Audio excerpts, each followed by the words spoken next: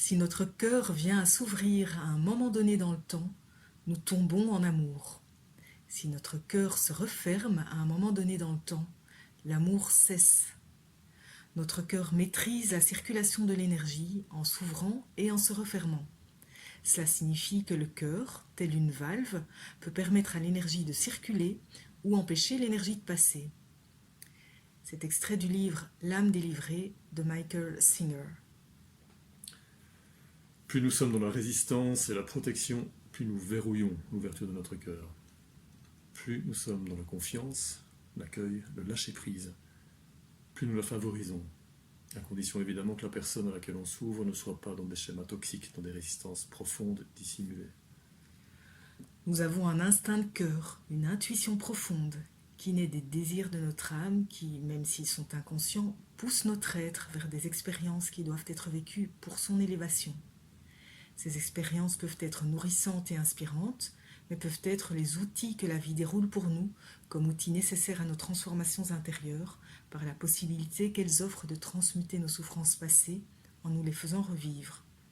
Elles peuvent être lourdement chargées de non-amour, et les limites de notre conscience peuvent ne pas nous le faire voir, mais elles sont les expériences nécessaires et donc les outils voulus par notre âme pour élever notre être vers une conscience plus pleine de la vraie et absolue dimension d'amour, par l'enseignement qui nous viendra au sortir de ces épreuves, par l'abandon des protections et croyances limitantes qui nous les faisaient vivre de façon si douloureuse, par la conscience nouvelle qui nous viendra de les avoir traversées sans perdre le lien avec le cœur. Ici se pose une question absolument essentielle. Respecter cet instinct de cœur qui pousse notre être vers des expériences de non-amour dans lesquelles nous serons pris, mais qui sont nécessaires à l'élévation de notre être vers une reliance plus profonde à l'amour vrai et une conscience plus pure au sortir de ces expériences, est-ce de l'amour ou du non-amour? Et si, au sortir de ces expériences, grandis dans nos consciences, on ne sent plus juste pour nous de cheminer aux côtés de certaines personnes, est-ce du non-amour? Pour nous, la liberté de respecter cet instinct de cœur, cette intuition profonde et les appels qu'elle nous fait entendre, est la liberté la plus essentielle qui soit. Cet instinct peut pourtant nous mener sur des chemins à l'opposé de ce qui sera encouragé, à l'opposé de là où on sera soutenu, à l'opposé bien souvent de là où nos peurs nous poussent. Il est comme une force qui nous fait reconnaître au travers de tout un chemin comme étant le nôtre. Et cette aspiration est sans aucun lien avec la raison, elle se moquera de tout ce qui peut avoir été inscrit par l'éducation ou les influences extérieures. Elle sait sans que nous sachions pourquoi. Ne pas suivre cet instinct poussera notre être à s'éteindre et notre cœur à se fermer. Ça nous coupera de la dimension où la confiance et l'abandon confiant aux expériences de la vie sont les plus absolus. Cette intuition est le plus précieux de tous nos sens. Pour Rohan et moi, l'écouter et la développer est indissociable d'une vie pleine, riche et qui fera toucher à un bonheur toujours plus grand, un épanouissement toujours plus grand, si on sait, en suivant cet instinct au travers de tout, ne jamais se défaire de rien de ce qui est pur en nous, même au travers des épreuves, et recevoir par là les enseignements de tout ce qui aura lâché en nous qui devait être lâché. C'est honorer le cadeau qui nous est fait d'être en vie. D'où vient notre instinct de cœur? Qu'est-ce qui peut pousser un être vivant, mu par nature, par de puissants instincts de survie et de préservation, à prendre des chemins où s'inscriront, et parfois consciemment, des épreuves parfois très lourdes? Pourquoi et par quelle force un chemin difficile peut-il être volontairement choisi? S'il est inscrit dans la mémoire de l'humanité tous les traumas passés qui forgent notre instinct de survie, il y est aussi inscrit toutes les libérations et les élévations de conscience qui, au travers des âges, sont nées de notre transcendance, de nos victoires sur nous-mêmes, de l'audace de plonger au-delà de cet instinct premier. Transcender ses blessures, ne pas se détourner et fuir face aux événements et rencontres qui viennent les réveiller, ne pas se détourner de la pureté du cœur ouvert face à ces expériences douloureuses qui s'imposent à nous si on ne s'en détourne pas, laisser du coup les souffrances que ces blessures réveillées ont occasionnées remonter à la surface et nous traverser à nouveau, avoir le courage d'y faire face pour s'en libérer et les faire quitter notre système plutôt que de les y enfouir, les comprendre changer en nous ce qui résiste à changer et qui demande pourtant à être transformé pour pouvoir à l'avenir revivre l'impact en étant plus blessé. Cette démarche courageuse qui implique d'accepter d'endurer pour évoluer et regagner sa liberté pleine est la source des plus puissantes élévations de notre âme. Cette douloureuse expérience, une fois traversée, et le sentiment de guérison qui la suit laisse une empreinte profonde, à la fois par la mémoire des souffrances vécues et traversées, mais aussi par l'élévation ressentie et la joie qui en découle une fois notre être libéré de ce qui y était logé et limitait sa pleine respiration. Et l'empreinte de cette expérience sera d'autant plus forte que les blessures étaient profondes et la libération puissante. Chaque guérison ainsi gagnée, chaque nettoyage, invite davantage à ne plus vouloir jamais enterrer les choses qui blessent, mais les accueillir, comprendre nos schémas et les transformer pour être plus libres encore.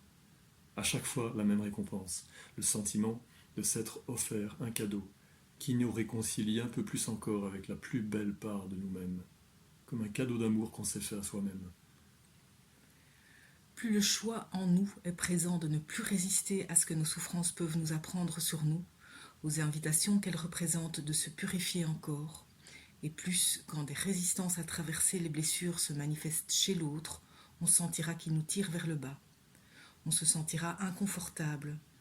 Par ces résistances, il nous tire vers notre état d'avant nos libérations, vers des énergies plus basses, plus bloquées, plus lourdes, qu'on sait limitantes, et dont il a été parfois très difficile de s'extraire.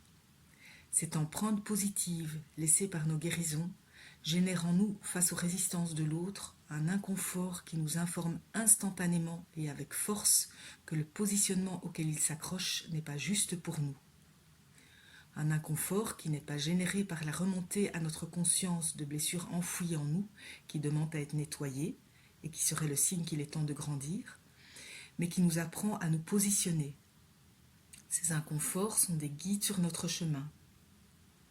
Dans quelque relation que ce soit, si on ressent cet inconfort-là, si l'autre ne lâche pas ses résistances alors qu'on l'y invite en gardant notre cœur ouvert, il y a une invitation pour nous à changer d'endroit pour ne pas s'abîmer.